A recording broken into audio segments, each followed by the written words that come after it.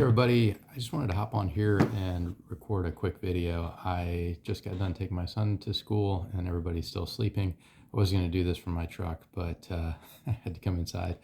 And it's basically a conversation that sprouted out of sharing a video on John MacArthur's take on eschatology and end times and all this stuff. And it's a great conversation to have. I think it's an important part of the Christian walk because of the implications that it has. Now, it's not at all an essential, and there's no reason whatsoever to divide between Christians because of this issue. But there's some things that will have implications for your future generation, for your children, your children's children, which I've experienced because I grew up pre-mill dispensationalist, and I think that some of the things that I either thought or did or learned and just the manifestations of that were not as helpful to me as potentially could have been the other end, either all mill or post mill. So for those who are pre-mill dispensationalists, like, keep studying, keep learning, and if you like to have this discussion one-on-one instead of via video, I'm going to pull up the discussion that I was having with somebody else, and I'm basically going to read what he wrote and then read what I wrote back and maybe add some commentary to it. But it's a little bit long. I probably could be able to get through it in less than 10 minutes. That's the goal, but I'm going to be looking down while I'm reading and then looking up while I'm talking. I've just got to find it right now. And I guess I could include the link that I originally shared. It was, or you could just type this in. It's something that the Right Response Ministries put together, a discussion between Joel Webben and two other guys. So I shared this, and then the first response was from this guy. I'll just call him this guy. I'm not going to say names or anything.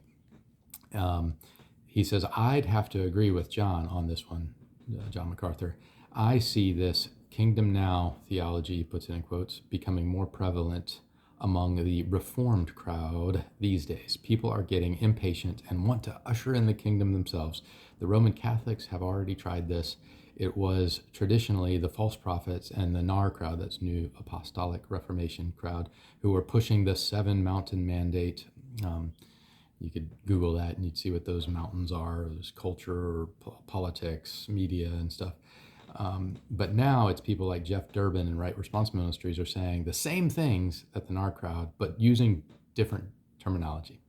I didn't talk about them saying the same things. I totally disagree with that. I don't think they're saying the same things at all. And I think that most people, if they were to listen to the whole Right Response Ministries discussion, it was like an hour and a half. I listened to things at 2x. You should listen to this video at 2x if you can. I think that they wouldn't say stuff like that Jeff Durbin's saying the same things as the NAR crowd says. So, and I said, well, if you hear them out, you'll understand the difference. I'm just like, just listen to the video. He writes back, can you give me a brief summary of the difference? And so I write back, one side believes Christ is king. The other side believes Satan is in charge. Brief enough. So I'm being a little snarky because, like, testing to see how much he really wants to engage. And then I added a comment. I don't know who needs to hear this, but Christ is king. There is somebody who agree with me on that. And now I got to go back up. I lost my train of thought because I clicked on that and then clicked down. I was following it so well. Hit the fast forward button, 10 seconds, and you'll be on this. I should have pinned the conversation, and then it would be easier to find, because this group that I'm on, it's called Christians et al. It has a whole lot. Okay, I found the thread again. It has a whole lot of dialogue, and that's why I want to make this video, because it's so hard to find the dialogue in here. 4 minutes, 32 seconds in, probably another 5 minutes, and I'll be done. So I said one side believes Christ is king, the other side. So he writes back, he's like, both statements can be true simultaneously. Of course, Christ is king over everything. However, that doesn't take away from the fact, he calls this fact, that Satan is ruler, is, current tense, ruler over this fallen world. John 12:31, now is the judgment of this world. now will the ruler of this world be cast out. Ephesians 2:2, and he's just quoting these, in which you once walked, following the course of this world, following the prince of the power of the air, the spirit that is now at work in the sons of disobedience. Ephesians, most people agree, was written in 60 AD. If the world, he didn't write that, I'm just throwing that out there. If the world is getting better and better, why does the Bible tell us to be separate from the world, to be called out from the world? And anyone who loves the world does not have the love of the Father in them. From your point of view, do these verses get less and less relevant as time moves on? And my friend who started this group clicked the thumbs up emoji because he's a premill dispensationalist. So my response was, I see that you don't make a distinction where I make a distinction. I said, that's fine, but let's not try to force each other to make distinctions or not make distinctions. I said, we can agree to disagree, but if you want to see it from another point of view, you have to stop making the distinction you're making, maybe just for a moment. I said, to answer your question, no, it's not less relevant, because he asked, is the scripture irrelevant? I said, all scripture is profitable for doctrine, reproof, correction, and instruction in righteousness, so that men are equipped for every good work that God prepared for them before the foundation of the world.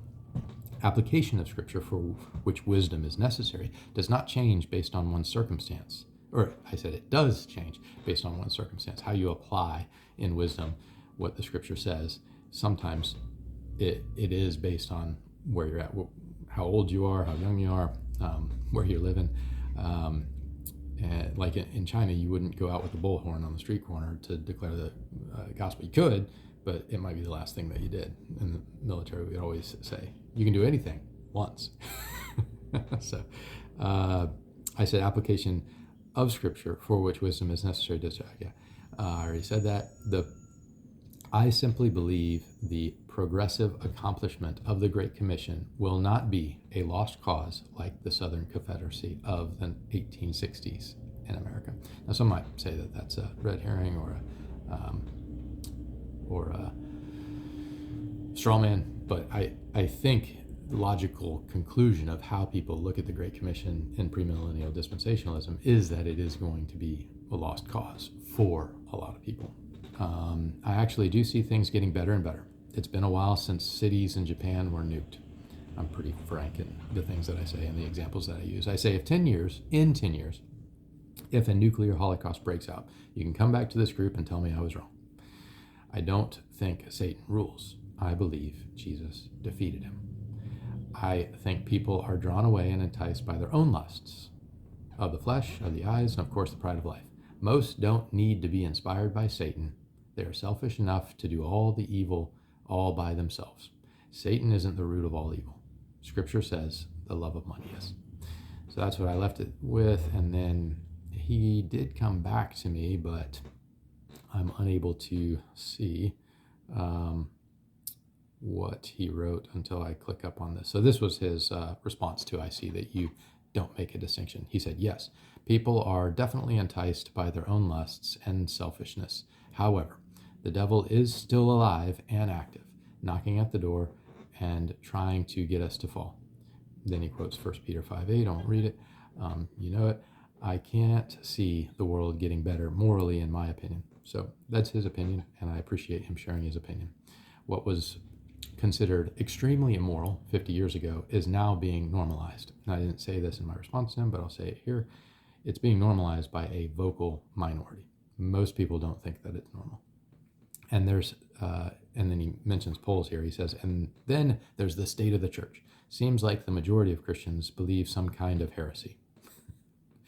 It would be helpful for him to unpack what most people in the Christian church believe that is heresy.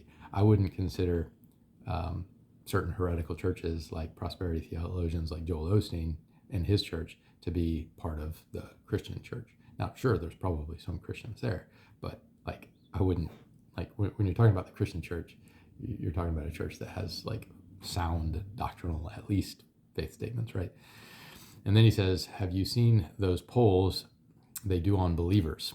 Most of them have beliefs that are more aligned to the New Age than the Bible, and they are perfectly primed for the coming beast system. So I replied to about 3 things, and the guy who started this group thumbs upped that one. So my first one is to respond with I screenshotted 1 John 5:18. You can see 1 John 5:18 there, and I highlighted it. And I said, what? So I was responding specifically to the devil is alive and active. So I quote responded to that and said, what did I write previously that denied this, that the devil is alive and active? I said, it's simply a matter of priority/focus. I said, I don't dismiss the idea that the devil comes to steal, kill, and destroy. I mean, it's more than an idea. It's a quote from Jesus. I simply focus on the Great Commission and the truth with which the disciple that Jesus loved closed his letter. And there's 1 John 5:18. What would happen if literalists were consistent in their reading and interpretation of the text? Okay? So if somebody takes this literally, then they would say, we know that anyone born of God does not continue to sin. The one who was born of God keeps them safe, the one, Jesus. And the devil, or the evil one, that's how the devil is usually referred to, cannot harm them. In another translation, it says, the evil one cannot touch them. In another translation, the ESV, it says, the evil one does not touch them. So, does the enemy rule? If more Christians are around in this world in charge of more things, what would the devil be able to do? It's just a numbers game at that point. I didn't say all this. And here I'm responding to his, I quote commented, I can't see the world getting better morally, in my opinion. So I said, that's fine. I'm not here to change your mind. I do think people see what they choose to see.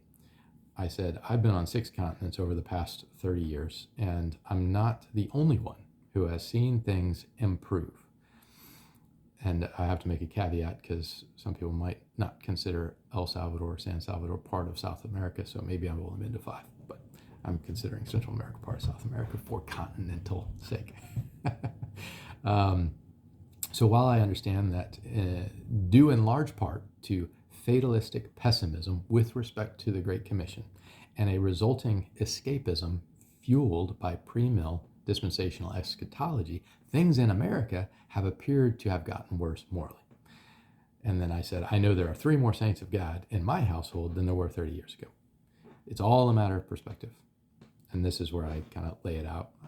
I probably won't make another video. I've already gone 12 and a half minutes, but let me finish with this. I said, it's all a matter of perspective. 80 years from now, 80 years from now, those who thought Jesus was going to come back next Tuesday and rapture us out of this mess while the world goes to hell in a handbasket, they will all have died. Additionally, all the brainwashed zombies who thought they'd be satisfied by chopping off their boobs or balls and pursuing androgynous lifestyle, androgynous, that's a fun word to say, lifestyle, or one that could not reproduce, they will also be gone. This might happen even faster than that. Just as Roe v. Wade was overturned after 50 years of government-sanctioned and funded child sacrifice with your tax dollars rendered to Caesar. All those who want to render to Caesar. It's your tax dollars that are funding the government-sanctioned child sacrifice.